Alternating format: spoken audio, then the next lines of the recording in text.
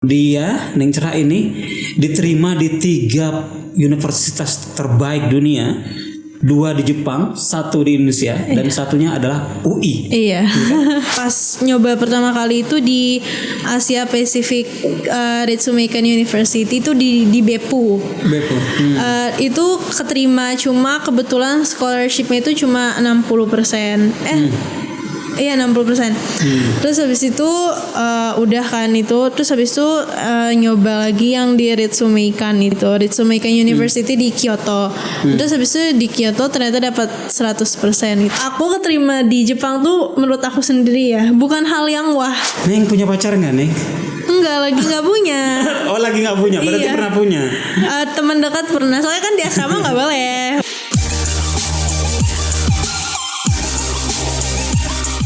Oke, assalamualaikum warahmatullahi wabarakatuh. Selamat berjumpa kembali dengan saya Cak Hamid di YouTube saya ya, yang makin hari makin tambah keren ini. Pada episode kali ini saya hadirkan bintang tamu saya yang menurut saya orang yang termasuk orang sombong se-Indonesia. Ini orang sombong se-Indonesia. Anak kecil, anak muda, anak generasi Z. Ya, yang menurut saya kurang ajar ini anak ini. Kurang ajarnya apa? Teman-teman simak terus, jangan di skip video ini. Nikmatin menit per menit, detik per detik sampai ini tuntas. Insya Allah teman-teman akan ketemu jawabannya. Kenapa anak cantik ini di depan saya ini saya bilang sombong? Sambut saja di depan saya Cerah Niraya. Halo semuanya. Halo, assalamualaikum Neng. Waalaikumsalam. Gimana kabarnya Neng? Gimana kabarnya? Alhamdulillah baik. Baik, alhamdulillah baik. Jadi ini Cerah Niraya ini anak yang kemarin sempat viral di berita yang membanggakan seantero madrasah se-Indonesia.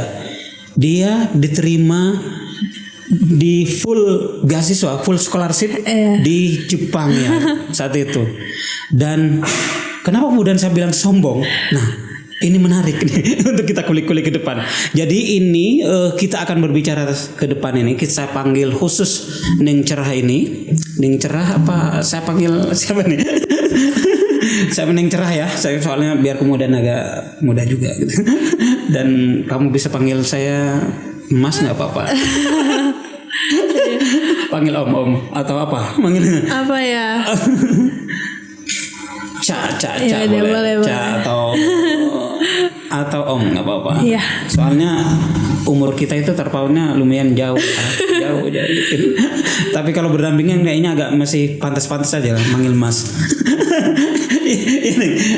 Jadi Neng Cerah ini kemarin menggemparkan dunia pendidikan karena dia dan teman-temannya ada 4 orang. 3 orang full scholarship, 1 yang non ya. Iya. Dan itu diterima di Jepang gitu dari lulusan madrasah. Jadi bukan lulusan perguruan sekolah yang swasta yang mentereng atau gimana gitu. Dan ini menurut saya menjadi contoh yang baik dan penting untuk kita hadirkan di depan ini. Thank you sudah hadir nih. Iya, makasih juga. Kayak ini pertama kali soalnya. Oh, pertama kayak kali. gini. Iya. Dan termasuk pertama kali ketemu orang jangan-jangan dari Iya, selesai di boarding kan? Iya, ketemu banyak mau dipublish itu pertama kali sih. Soalnya biasanya kan melalui sekolah aja. Melalui sekolah. Iya, kalau sendiri baru pertama kali. Oh iya, alhamdulillah. Berarti saya berhasil menculik nih pertama kali. dan kenapa kemudian saya bilang sombong? Karena kemarin saya udah lama temenan IG sama kamu. Saya sudah follow agak lama karena saya selalu ingin tahu dunia di bawah saya, dunia teman-teman adik-adik milenial dan generasi Z ya. Dan saya follow rata-rata teman-teman anaknya teman-teman. Sebetulnya ini anaknya teman saya, teman kuliah. Berarti betapa tuanya saya kalau saya sebutin itu ya. jadi temannya anak-anak saya banyak yang saya follow, saya pelajarin, bukan kerepokan apa, saya pengen tahu dunianya. karena dunia saya dengan dunia Neng Cerah ini sudah jauh berbeda.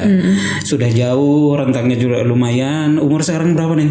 Umur sekarang 18. 18 tuh kan. Separuh dibelah aja masih lebih. Masih lebih. Berarti saya sudah tua banget itu.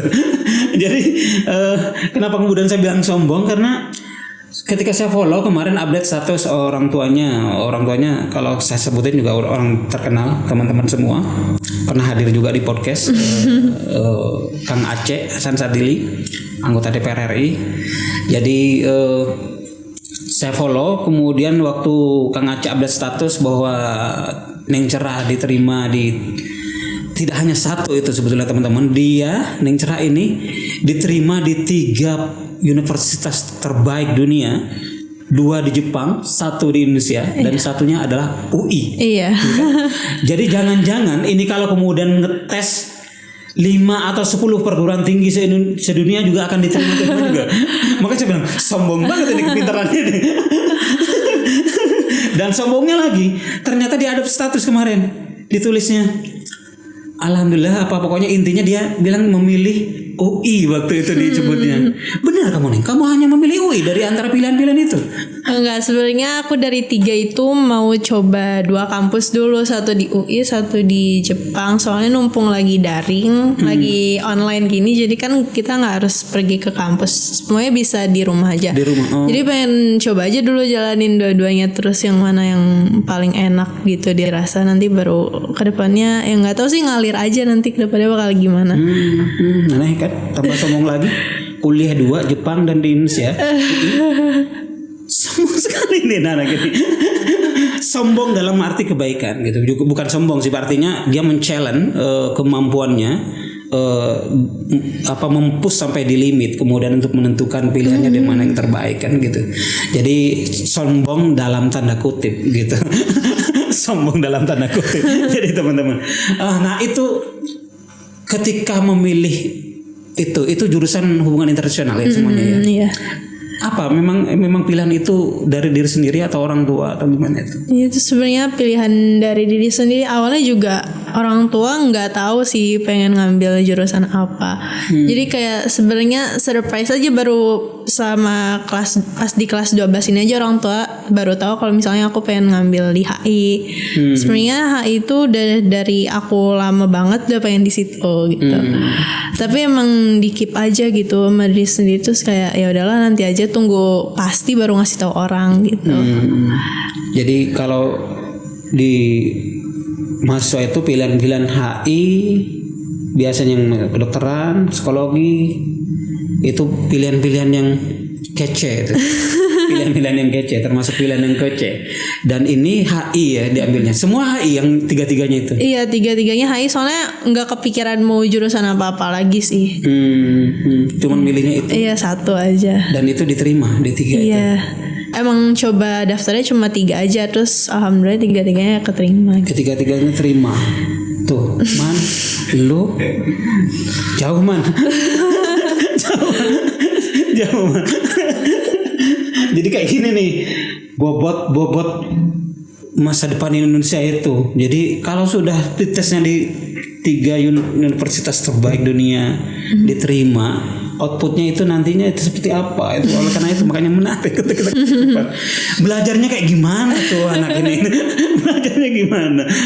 Nah, kalau bisa mampu diterima itu tentu kan enggak kemudian ujuk-ujuk ya, tentu proses belajar yang dilakukan itu di sekolahnya apa namanya, Insan Cendekia ya? Iya, di MAN Insan Cendekia Serpong. Nah itu termasuk MAN favorit ya, teman-teman semua, MAN favorit yang itu dari negeri ya, punyanya DPAK ya? Iya, punyanya Kementerian Agama. Punya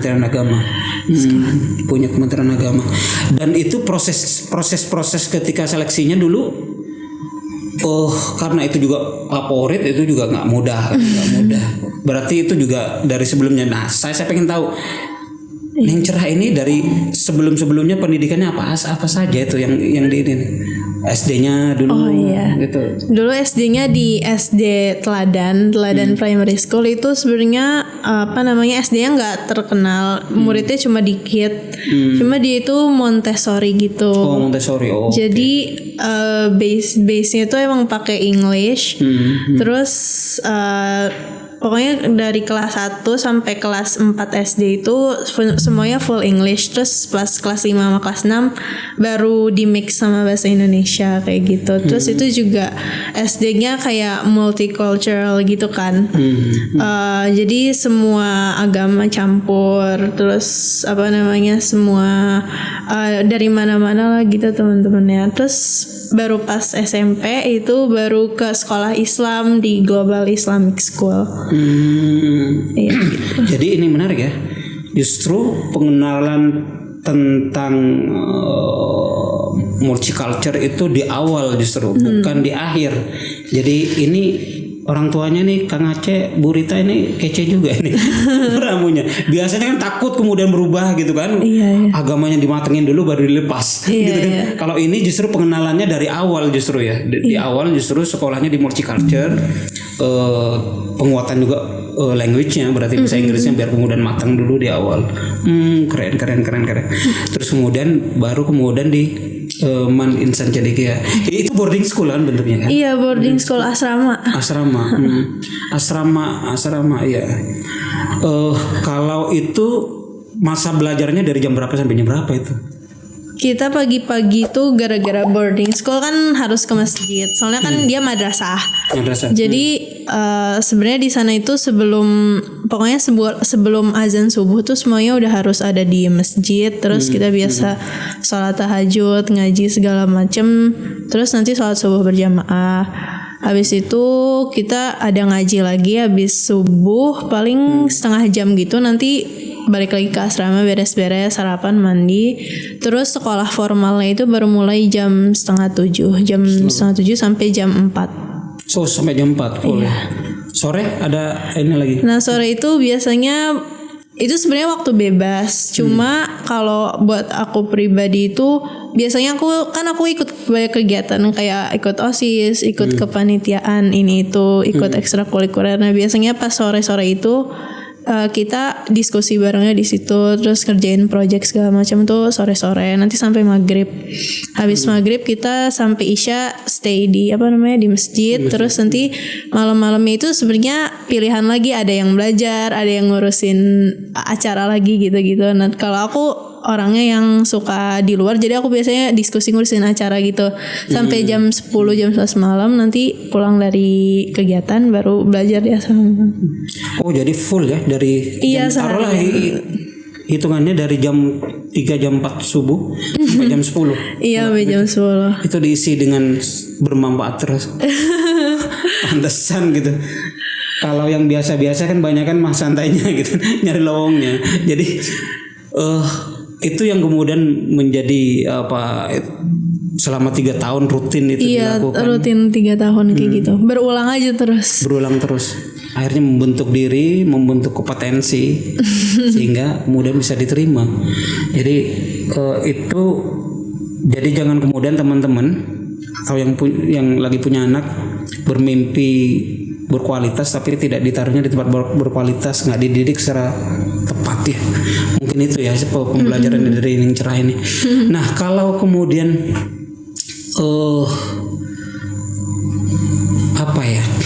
kemarin berarti nggak mengalami proses daring ya di sana karena di boarding masih tetap posisinya nggak diliburkan ya? Enggak, sebenarnya diliburin sih. Kita dari kelas 12 awal kita dipulangin. Jadi selama kelas 12 itu full di rumah. Oh full di rumah? Iya. Oh gitu. Oh ngalamin juga berarti? Ngalamin setahun. 2 tahun di asrama, setahun di rumah. Perbedaannya menurut Neng Cerah, perbedaan antara di boarding dan di daring itu seperti apa? Enakan di boarding sih, jujur aja. Iya. Soalnya kalau di sekolah itu lebih kerasa belajarnya, kalau di rumah nggak kerasa belajarnya. Jadi pas awal-awal di di rumah tuh sempat bingung, kaget gitu cara belajar gimana. Soalnya biasanya kita tuh kalau di boarding kan bareng teman-teman terus. Betul. Belajarnya bareng teman-teman. Lingkungan membentuk itu iya, kan gitu. Sampai belajar tuh sampai lewat tengah malam semuanya sama teman gitu. Terus pas di rumah tiba-tiba sendiri gitu. Kan di sekolah juga pelajarannya lumayan susah. Terus pas di rumah nggak ada tempat nanya gitu kan. Nggak ada teman diskusi. Iya, nggak ada teman diskusi lagi. Terus habis itu kalau misalnya di rumah juga bingung sendiri, stres sendiri gitu. Kalau di sekolah lagi capek tinggal ke kamar temen, terus nanti refreshing. Udah nggak capek belajar lagi kayak gitu. Kalau di rumah bingungnya di situ aja sih. Jadi iklim belajarnya hilang gitu. Iklim belajar betul karena itu juga penting bagaimana membentuk kayak di kantor office culture gitu kan. Suasana belajar yang kondusif dengan pertemanan yang kayak tadi itu betul. Dan itu nggak terbentuk sadari. Iya, terus baru sadar ternyata lingkungan tuh penting banget buat bikin belajar tuh keren gitu. Mood belajar untuk belajarnya iya benar. Kalau di rumah kebanyakan nggak mood sih. Banyakan jangan-jangan nonton drakor. Kalau di rumah banyak distractionnya. Kalau di sekolah kan kita nggak ada HP gitu kan, jadi ya udah belajar aja terus. Nggak ada pilihan paling ya kayak gitu kan. Paling hobinya juga pasti kalau di boarding kan yang sudah diarahkan, pilihan-pilihannya nggak banyak gitu kan, dan pasti bermanfaat gitu. Oh itu ya. Itu kamu merasa penurunan nggak proses potensi kamu ketika daring dan non daring gitu? Kalau penurunan sebenarnya paling cuma sebulan pertama aja sih kayak ngerasa turun, tapi ya gimana harus survive gitu kan. Jadi cari cara lagi gimana caranya biar nggak turun. Jadi gitu. Jadi penyesuaian, cari pola belajar lagi di rumah enaknya gimana. Terus ya udah nggak lama kemudian balik lagi nilainya. Oh gitu. Sempat turun ya nilainya? Sempat. Bagaimana cara Neng Raya untuk membangkitkan itu apa ya? Oh ini juga tip buat teman-teman untuk mengurangi distractionnya segala macam. Kemudian tetap fokus untuk saat belajar gitu. Ingat aja sih waktunya tinggal setahun lagi, terus tahun depan mau kuliah gitu. Jadi ya mau nggak mau kan kalau misalnya nggak belajar ya ingat nanti mau kuliah di mana gitu. Terus gara-gara ingat ingat mau kuliah di mana, jadi mau nggak mau belajar lagi kan. Terus tetap ngingetin sih teman-teman, kayak kita tetap cerita-cerita. Pokoknya kita sama-sama saling ngontrol satu sama lain gitu, walaupun jauh kita tetap saling tanya tugas yang ini udah belum. Iya.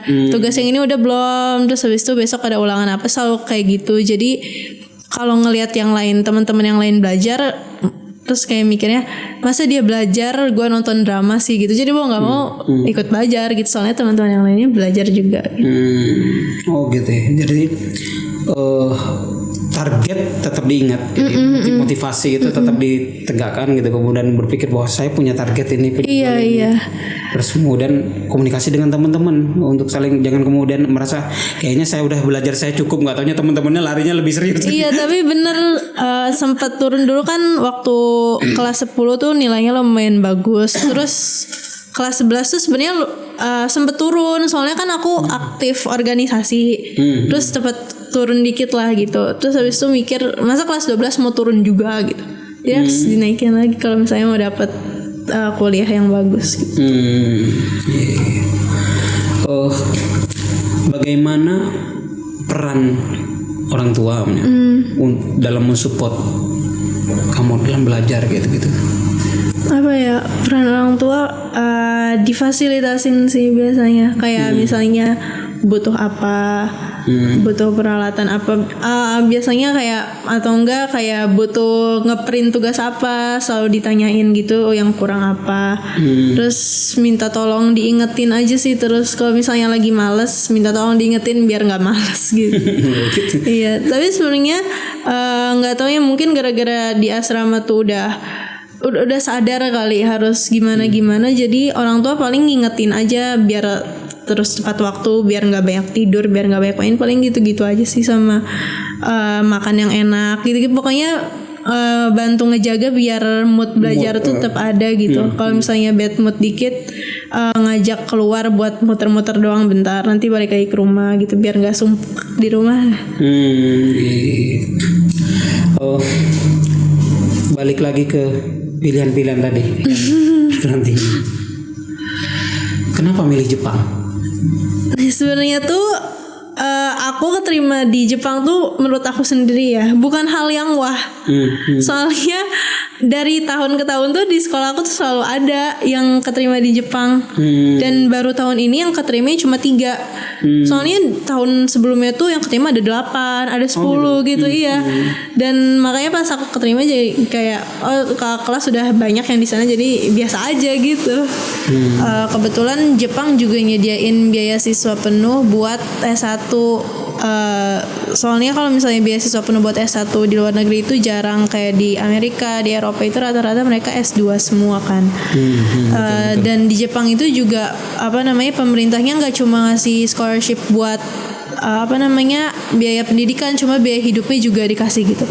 Jadi sekolah selalu ngasih tahu tentang Jepang dan emang gak ada pilihan lain sih gitu. Sebenarnya pas tahu keterima di Jepang juga kayak ya udah aja gitu, soalnya udah banyak kakak kelas yang keterima kan. Terus kayak ya milih Jepang karena itu sih. Terus pas tanya-tanya ke kakak kelas katanya juga enak. Terus pas tanya ke ayah juga katanya kotanya enak. Jadi dicoba aja dulu gitu. Sebelumnya sih nggak kepikiran mau ke Jepang. Emang modal coba-coba aja. Pas kelas 12 baru kepikiran gitu. Pas kelas 12 awal apa coba aja ya buat keluar negeri. Backingan buat di Indonesia gitu kalau semisalnya di sini nggak keterima gitu. Jadi udah ada di Jepang. Jadi kebalik, backingannya justru di luar. Iya. Kamu itu. Ya, yang lain kan gitu. Keluar, kalau nggak diterima ya Indonesia. Ini malah kebalik. Jadi kayak savingnya dulu gitu. Gitu savingnya. Lebih dulu kan. Jadi ya luar biasa gitu. Kamu itu. Jadi biasanya kelas tingginya itu yang dikejar itu luar negeri. Kalau nggak bisa baru lokal. Kalau kita orang daerah ya Jakarta dulu yang dikejar gitu kan. Kalau nggak diterima baru di kampung kita gitu. Kamu malah kebalik gitu. Iya, kebalik.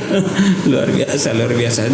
Dan memang tadi 3 universitas yang dites ya. Emang nyobanya 3 aja. Pas nyoba pertama kali itu di Asia Pacific Ritsumeikan University itu di Beppu. Itu keterima, cuma kebetulan scholarshipnya itu cuma 60%. Iya 60%. Terus habis itu udah kan itu. Terus habis itu nyoba lagi yang di Ritsumeikan itu, Ritsumeikan University di Kyoto. Terus habis itu di Kyoto ternyata dapat 100% gitu. Terus pas udah dapat 100% ya udah nggak nyoba di mana-mana lagi gitu. Terus habis itu itu kan semester 1. Pas semester 2-nya itu baru dibuka pendaftaran di kampus di di Indonesia. Terus habis itu nggak mikir di mana-mana lagi, nggak mikir pilihan 2-nya apa, ya udah coba aja gitu di UI. Terus belajarnya juga no pressure sih, soalnya kan udah ada backingan gitu. Terus ternyata pas tes keterima juga gitu. Oh itu nggak serentak ya ini fase? Iya nggak serentak. Iya. Dan di teman-teman kamu banyak yang kuliahnya di luar juga gitu, yang diterima di luar. Ya kalau tahun ini kebetulan agak kurang sih peminatnya, soalnya lagi pandemi kan. Tapi pas tahun sebelumnya itu banyak banget. Sekarang banyak milihnya di dalam negeri di Indonesia. Soalnya kita belajarnya di rumah kan, jadi guru BK-nya juga kurang bisa buat nge-push anak-anaknya. Kalau misalnya pas sekolah lagi di asrama gitu, biasanya guru BK-nya yang nagihin gitu, ayo daftar. Makanya biasanya peminatnya banyak. Nah sekarang gara-gara di rumah guru BK yang nggak bisa nyuruh gitu, jadi yang daftar dikit. Soalnya kan persyaratannya banyak dan cukup belibet gitu. Jadi kalau misalnya dan cukup pusing sih kalau misalnya nggak tahan buat ngurus dokumennya, itu kadang-kadang suka banyak yang berhenti di tengah jalan. Kayak teman-teman aku soalnya banyak yang berhenti di tengah jalan gitu. Iya karena nggak gampang juga ngurus dokumen. Sebenarnya bukan mereka nggak bisa, cuma gara-gara terlalu lumayan rumit aja gitu. Iya nggak gampang itu. Birokrasi di Indonesia lumayan. Benar. Satu di dunia. paling jelimetnya. Karena prinsip orang sini itu kalau bisa susah ngapain kita gampang gitu. Apalagi birokrasi kan. Iya. Kalau bisa dikerjain oleh berjenjang kenapa harus simpel. Itu mental birokrasi di kita. Kalau mimpi yang cerah apa? Mimpi Di kedepannya setelah mimpi sebenarnya mimpinya apa ya? Kalau buat karir gitu. karir Karir malah belum kepikiran banget kalau buat karir. Pengennya sih sekolah aja sampai S3 gitu di luar. Sebenarnya dari waktu kecil juga pengennya S1-nya di sini dulu. Terus S2 tuh pengen banget di Inggris. di Inggris. Terus nanti S3-nya ya di mana aja lah gitu, pokoknya yang penting S3 gitu. Jadi fokus ke pendidikan ya. Iya, nggak tahu sih kayaknya kalau buat kerja di mana gitu ngalir aja. Tapi pengennya sih selaras sama jurusan kan di hubungan internasional. Jadi mungkin di organisasi internasional gitu atau enggak jadi representatifnya Indonesia di mana kayak gitu. Diplomat ya. Iya, bisa juga jadi diplomat. Amin. Luar biasa. Nah, kalau ini kan proses ya. Udah yang di UI udah mulai masuk ya proses. Iya di UI udah mulai ospek. Ospek. Iya. Sudah mulai ya. Berarti sudah mulai masuk di sana ya. Iya, udah mulai aktif, ada kegiatan lah gitu. Dan daring semuanya. Daring semuanya. Kalau yang di luar belum. Masih ngurus visa gitu-gitu sih. Soalnya lumayan terkendala gara-gara di sini coronanya naik lagi, terus di sana juga diperketat lagi. Jadi jadi agak lebih lama lah daripada sebelumnya gitu. Ini nanya yang sangat ringan. ringan. Tapi berani jawab nggak? Ada ibunya di sini. Neng punya pacar nggak, Neng? Enggak, lagi nggak punya. Oh, lagi nggak punya. Berarti Iya. pernah punya. Teman dekat pernah. Soalnya kan di asrama nggak boleh pacaran. Oh, gitu teman dekat. Iya. Nggak usah ngelirik ke situ, jawab aja. Nggak apa-apa. Lagi nggak ada sekarang, nggak dekat sama siapa-siapa gara-gara suka Korea. Oh, suka Korea. Jadi nggak mikirin cowok. Oh, jadi milihnya jadi seleranya berubah, jangan nyarinya apa-apa, jangan. Benar. Oh, benar. Jadi seleranya udah yang bergeser. Ada temennya wajahnya bukan opa-opa kan. Iya. Saya gak tahu opa-opa gara-gara Asri namanya. Cekokin saya. Opa Korea udah. Kalau nyari opa-opa Korea nggak ada. Kalau opa-opa Madura ada. Oh gitu, iya. Oh. Kalau yang sudah nggak punya pacar ya? Nggak punya. Man, tapi lu udah tua man, susah man. Semester berapa lo? Semester 4 masih jauh. Dan lagi beda level man. Ini sekolah internasional, 3 universitas, grade-nya tinggi man. Jadi ya gitu. Oke. Jadi nggak ada pacar ya sekarang ya. Tapi ada minat. Belum ada juga sih. Belum ada. Iya, kayaknya gara-gara di rumah gitu. Oh iya, nggak ada interaksi ya? Nggak ada, jadi kayak nggak minat ngapa-ngapain. Nggak minat ngapa-ngapain. Iya, betul. Kok pengen korek-korek tadinya. Orang yang serius belajar, prestasinya bagus gitu. Pacaran nggak sih gitu maksud saya. Tapi biasa aja sih, maksudnya kehidupan mah kayak biasa. Nggak belajar amat gitu. Nggak belajar amat. Kalau pacarannya amat nggak? Enggak juga dong. Nggak juga. Berapa lama pacaran itu? Kalau pacaran dulu? Yang paling dekat katanya? Dekat doang, kayak best friend gitu. Best friend tapi cowok. TTM lah ya? Enggak best friend. Oke. Soalnya kan anak-anak muda, jadi kalau nggak ditanyain pacaran itu gimana? Iya. Soalnya seleranya udah geser soalnya geser. Jadi best friendnya goodbye. Oke. Nah, tadi mimpinya sudah ke sana berarti. Kalau artis-artis yang disukai sekarang itu Korea.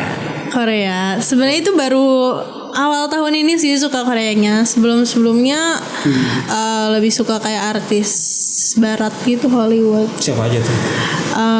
Aku suka Harry Styles. Itu One Direction. Terus aku dengerin Ed Sheeran juga. Taylor Swift.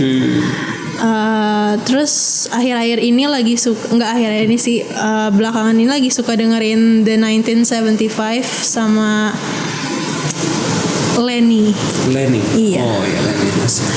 Kalau artis Indonesianya sebenarnya dengerinnya random aja.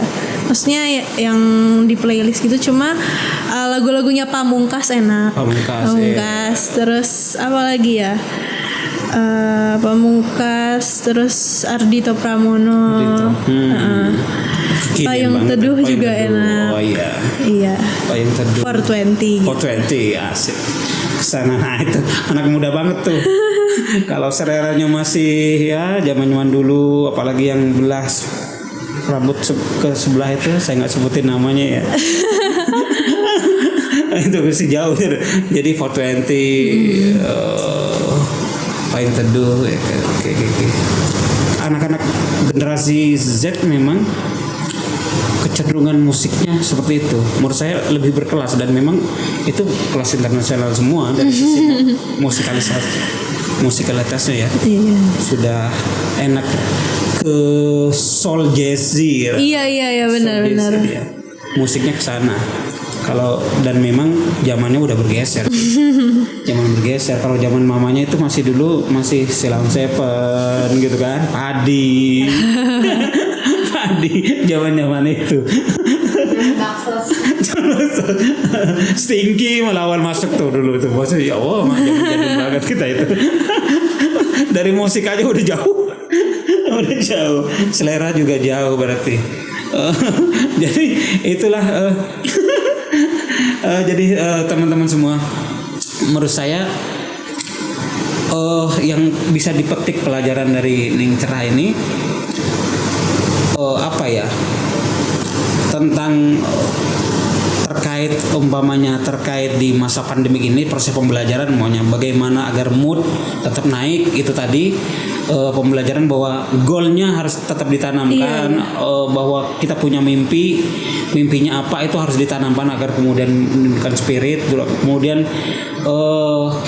komunikasi dengan teman-temannya penting juga kan, tadi kan komunikasi untuk saling mensupport gitu. Dan juga di keluarga bantu diingetin ke orang tua kalau kemudian lagi down, kemudian diingetin gitu.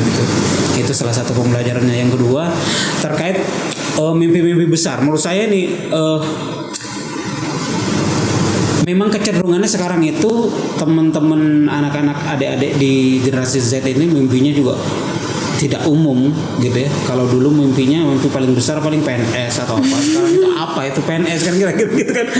Jadi mimpinya keluar ke diplomat ya, atau apapun. Bahkan nggak mikirin ini tadi itu karir apa, yang penting pendidikan gitu. Fokusnya pendidikan, pengen sampai S3 gitu kan. Iya. Karir menyusul belakangan. Kalau sudah karir aja udah nggak dipikirin, apalagi pacar. Seleranya udah berubah segala macam. Jadi teman-teman kalau mengincar dia upgrade lah. Jadi seleranya udah bergeser juga. Jadi ini hal yang tidak saya bayangkan. Makanya salah satunya tadi di awal ketika saya ngajak Ning Cerah ini, saya bilang ini anak ini gila gitu. Jadi anak ini gila, tiba-tiba terakhir karena dia nggak ngasih tahu bahwa 2 mau dijalanin, 2 aja malah gila gitu. 3 universitas, 2 di Jepang, luar negeri. Karena Kenzi anak saya juga cita-citanya pengen kuliah di sana gitu. Ini tiba-tiba mengambil UI, saya bilang gitu. Update status UI. Langsung kontak mamanya. Coba tarik nih culik, saya bilang gitu. Pengen ngobrol nih, saya bilang gitu. Dan rupanya ketika diskusi ternyata malah lebih gila lagi. 2 dijalanin gitu kan. 2 dijalanin karena mumpung daring kan, memang bisa gitu. Dan ini menurut saya luar biasa. Jadi teman-teman semua, kesimpulan lainnya saya nggak akan simpulkan. Yang pasti neng cerah unggun niraya namanya itu.